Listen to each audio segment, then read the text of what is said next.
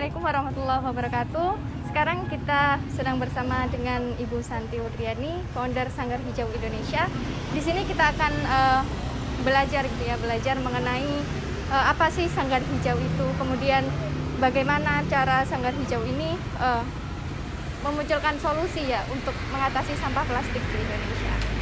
Oke, langsung saja Ibu Santi. Apa sih sebenarnya bahaya dari sampah plastik ini? Plastik itu mempunyai takdir tidak bisa terurai. Jadi kalaupun dia dibuang sembarangan, bahayanya kan sifatnya terfotodegrasi, itu jadi kecil-kecil, jadi bisa menjadi mikroplastik. Nah, potensi itu yang menjadikan balik ke secara ekologis itu berbahaya, berdampak pada makhluk hidup dan juga ke biosfer. Kemudian efek dari sampah plastik ini sendiri itu seperti apa itu? Kalau dibuang ke sungai membahayakan biota ya. Dari data kan 1 tahunnya ada biota laut yang mati gara-gara dampak dari pembuangan plastik ke sungai dan berakhir ke laut. Sedangkan kalau dibakar ini akan menjadi gas yang juga menjadi dioksin atau pemicu sampai penyakit kanker gitu. Jadi ya dampaknya sebenarnya sangat memprihatinkan dan bahaya bagi kehidupan. Baik, kemudian mungkin Bu Santi bisa menjelaskan sedikit tentang prinsip gitu ya yang diterapkan dalam pengolahan sampah. Kan mungkin masyarakat juga banyak yang masih awam gitu dalam pengolahan sampah. Oke. Sebenarnya pada umumnya seperti secara universal itu kan 3R ya. Kalau teknik kita mau ambil bagian bertanggung jawab 3R, reduce, reuse, recycle. Atau sederhananya bisa memahamkan dengan menerapkan 3A, cegah. Jadi mencegah untuk terjadi timbulan sampah dengan cara pengurangan plastik sekali pakai. Kemudian yang keduanya cegah, pilah.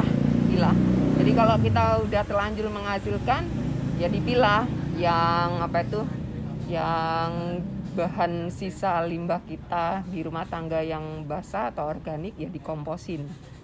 Karena kalau kita ngomposin itu sudah membantu pengolahan 60%. Karena jenis sampah ini memang paling banyak ditimbulkan gitu. Jadi dikomposin, jadi udah nggak ngirim lagi ke TPA, terakumulasi di sana. Terus nah, yang sampah kering atau anorganiknya yang kita kenal ya perkakas, berbahan plastik, kertas, aluminium, logam dan sebagainya bisa dibawa ke bank sampah sih. Nah, itu juga ekonomisnya dapat, juga meningkatkan kepedulian kita. Terus 3A ya tuh. Nah, bagi plastik anorganik yang tidak laku di tukang rosok atau bank sampahnya belum menerima itu, nah itu bisa dibuat tanggung jawab dengan teknik ekobrik ini. Jadi sebenarnya ekobrik bukan untuk kerajinan sih, cuma cara kita bertanggung jawab pada plastik bekas sisa kita.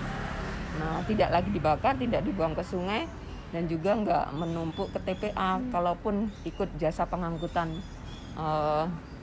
petugas kebersihan gitu. Nah, itu. Nah, manfaatnya jangka panjang dan jangka pendeknya, kalau di Sanggar Hijau jangka pendeknya bisa buat meja kursi ya. Nah, jangka panjangnya nanti bisa buat bangunan, struktur bangunan. Itu yang rencana kami buat untuk sekolahan alam di tahun depan. Baik, Bu Santi kan. Oh, yang terakhir tadi pilah, terus apa tadi? Cegah, pilah, olah. Nah, olah ini yang tadi yang basah dikomposin, yang anorganik bisa balik ke kompos, ongkos gitu. Nah, kalau didaur ulang, ke arah daur ulang. Oke. Baik, ini kan di era pandemi begitu ya Bu Santi. Nah, diketahui jumlah sampah plastik di Indonesia ini meningkat secara signifikan karena mungkin masyarakat banyak yang belanja online. Kan kalau belanja online ini plastiknya pasti di double ataupun lebih banyak dari biasanya. Nah, peran kita dalam mengatasi ini apa sih yang bisa kita lakukan gitu? Iya. Titik akumulasi dari permasalahan sampah ini kalau memang menumpuk terus balik berdampak ke kita ya mulai tadi ya cegah, pilah, olah itu diterapin. Memang kita nggak bisa menghindari higienitas dengan bungkus-bungkus packaging. Maka kalau cegah itu tidak bisa kita terapkan, ya mulai pilah untuk dimanfaatkan gitu. Jadi si plastik kemasan bisa dikit dimasukin ke botol untuk dijadiin ecobrick. Terutama sampah masker sekali pakai karena itu juga bahannya dari plastik. Jadi kalau kita ikut bertanggung jawab pada bekas plastik yang kita hasilkan sendiri, nah itu pasti sangat membantu sistem pengolahan sampah di perkotaan gitu. Jadi dengan dengan ecobrick ini yang memang nggak ada siklusnya daur ulang yang sulit, terus juga kalau di tukang rosok juga nggak laku, terus ya solusinya bisa dicoba untuk membuat ecobrick. Baik Bu Santi, ini Sanggar Hijau ini memang sangat solutif gitu ya, menyajikan solusi untuk masalah sampah sekarang ini. Nah Bu Santi, saya ingin tahu Sanggar Hijau ini dirintis sejak kapan? Ya, perkenalkan dulu ya, nama saya Santi Ramadhani. Dulu memang saya guru di SMA, jadi berkecimpung dengan kegiatan lingkungan di sekolahan program Adiwiyata. Setelah itu muncullah saya dengan teman itu gelisah pingin berbagi kegiatan lingkungan untuk ke masyarakat gitu, dari program Adiwiyata. Terus akhirnya kami bikin komunitas ya, Sanggar Hijau itu sebagai wadah wadah teori menjadi bakti ke masyarakat. Terus di tahun 2019 kami sudah legal berbadan hukum. Nah, kami pingin banyak bantu ke masyarakat lewat edukasi lingkungan. Kemudian program-program di Sanggar Hijau ini ada apa saja Bu? Yang pertama program edukasi, jadi bentuknya literasi dan aksi. Salah satunya ada bank sampah, ada gerakan workshop ecobrick dan dan campaign di media sosial. Terus program yang kedua namanya Resource Center. Jadi kayak kami menyediakan pelatihan tentang pengolahan sampah gitu. Jadi kayak training bagi yang membutuhkan masyarakat agar turut bergerak bersama di isu ini gitu. Terus yang ketiga wirausaha. Jadi pingin gerakan Sanggar Hijau mandiri, jadi akhirnya ya pingin ada usaha tetapi masih di dalam siklus kegiatan pengolahan sampah yang bisa jadi solusi ekonomis gitu.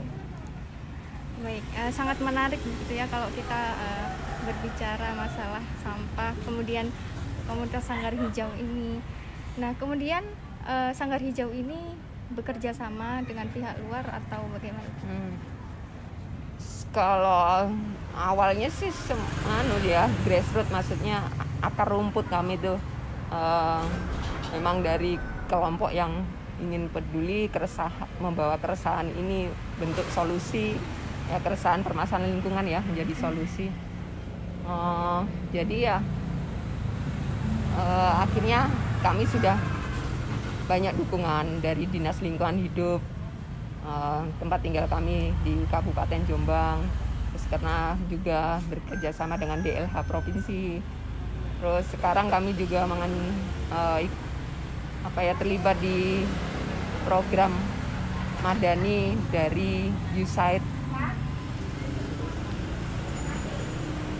Baik, sepertinya cukup untuk wawancara kali ini.